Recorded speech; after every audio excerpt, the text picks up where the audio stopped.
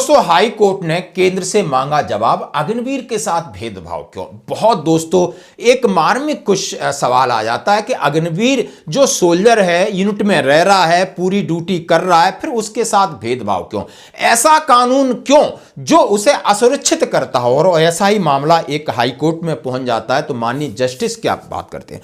और दूसरी बात करूंगा, क्या अग्निवीरों को 8वें वेतन आयोग में भी फायदा होगा, इसके क्या कयास लगाए जा रहे हैं और अग्निवीरों का भविष्य क्या होगा दोस्तों, इसके ऊपर आज बात करेंगे। सबसे पहले मैं बात करूंगा कि एक सरकार का एक दूसरा हिस्सा है जिसको विपक्ष बोलते हैं, वो अग्निवीर हटाओ देश बचाओ लेकर पार्ट 2 एक हस्ताक्षर अभियान जारी कर रहा है। और इसके अंदर आप देख सकते हो कर्नल रोहित चौधरी और तमाम एक्स सर्विसमैन है, अलग अलग जाकर के देश के कोने कोने में ये इनपुट ले रहे हैं। खासकर अभी उत्तराखंड में चल रहा है कि अग्निवीर सेना के लिए सही नहीं है, ना इंडिविजुअल के लिए सही है, ना सेना के लिए सही है, ना सरकार के लिए सही है, ना देश के लिए सही है। यानी बंदे में कोई दिक्कत नहीं, लेकिन स्कीम आपने जिस तरीके से बनाई है टूटी फूटी, जिसमें डिस्क्रिमिनेशन और भेदभाव है।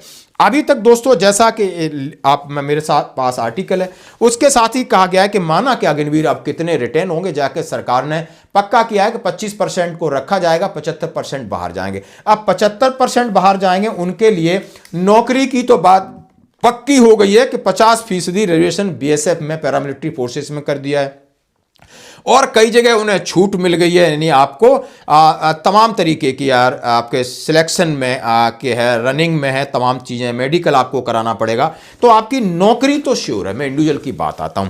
अब मैं बात आऊंगा सीधा सीधा डिस्क्रिमिनेशन की। डिस्क्रिमिनेशन में बात करूंगा कि आखिर इनकी सैलरी बढ़ानी चाहिए, आखिर इन्हें ग्रेच्युटी मिलनी चाहिए, आखिर इन्हें छुट्टी बढ़ानी चाहिए, क्योंकि इनका मनोबल न टूटे। और सेना में कि जवान का मनोबल चला गया, यानी मोराल नीचे हो गया, तो फिर गड़बड़ है, वो बंदा काम नहीं कर पाएगा। इसलिए क्योंकि ये मामला शहीद अग्निवीर भी तो सैनिक है, फिर भेदभाव क्यों, मां की याचिका पर हाई कोर्ट ने केंद्र सरकार से मांगा जवाब। बॉम्बे हाई कोर्ट ने ऑपरेशन सिंदूर के दौरान यानी J&K पर एक अग्निवीर शहीद होता है, उसकी मां ने याचिका लगाई। याचिका में कहा गया कि नियमित सैनिक के परिवार जो सुविधाएं और लाभ मिलते हैं वो अग्निवीर के स्वजनों को भी दिए जाएं। न्यायमूर्ति रघविंदर दुबे ने रक्षा मंत्रालय को नोटिस जारी किया और जो अग्निवीर था आरटी का मुरली नाइक, उसकी मां ने याचिका लगाई है। मामले की अगली सुनवाई जिस तरीके से होगी वहां पर उन्होंने सरकार अपना पक्ष रखेगी। उन्होंने कहा नियमित सैनिक की भांति अग्निवीर भी वही काम करते हैं, वैसे ही जिम्मेदारी निभाते हैं, वैसे ही कपड़े पहनते हैं, वैसे ही खाना खाते हैं, वैसे ही विसिल के में फॉलन होते हैं, वैसे ही पीटी करते हैं, समान जोखिम झेलते हैं। फिर आखिर उनके साथ इतना भेदभाव क्यों। यदि वो शहादत हुई है तो जो रेगुलर सैनिक है उस तरीके की सुविधा उनके परिवार को मिलनी चाहिए। याचिका के मुताबिक शहीद अग्निवीर के परिवार को 1 करोड़ रुपए की अनुग्रह राशि मिलती है, लेकिन नियमित सैनिकों के परिवारों की तरह पेंशन या अन्य सुविधाएं नहीं मिलती। अग्निवीर नायक इस साल 9 मई को जम्मू कश्मीर के पुंछ में ऑपरेशन सिंदूर के दौरान पाकिस्तानी सेना के हमले में शहीद हुआ था।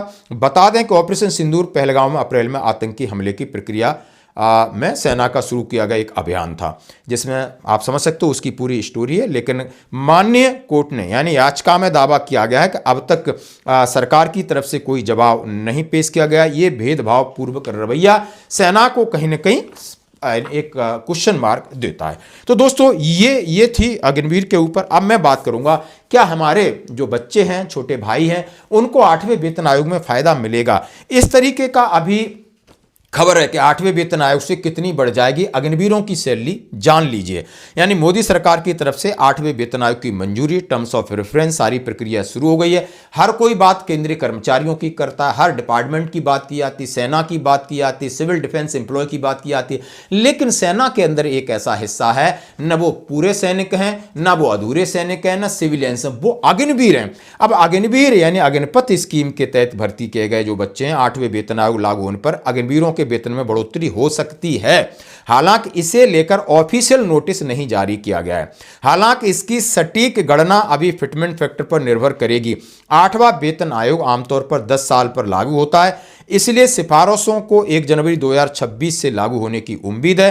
फिटमेंट फैक्टर क्या होगा, लेकिन इन्होंने कहा अग्निवीरों का वेतन केंद्रीय कर्मचारियों को वेतनमान से जुड़ा है, इसलिए 8वें वेतन आयोग का लाभ उन्हें भी मिलेगा। सैलरी में बढ़ोतरी 2 तरीकों से होगी। यानी उन्होंने कहा है कि जिस तरीके से उन्होंने कहा है अग्निवीर भी केंद्रीय कर्मचारियों का हिस्सा हैं, और जिस पैटर्न पर वर्तमान में उनकी सैलरी को फिक्स किया गया है, उसी पैटर्न जब बदलेगा तो अग्निवीरों को भी 8वें वेतन आयोग का फायदा मिलेगा। और हम ऐसी मांग करते हैं कि अग्निवीर हैं वो एक फौजी है, अग्निवीर एक स्कीम हो सकती है, अग्निवीर एक वो सोल्जर है, वो लगातार काम कर रहा है, साथ में काम कर रहा है, उसको भी पूरे बेनिफिट, सुविधाएं और सम्मान मिलना चाहिए। तो आपकी क्या है राय? धन्यवाद।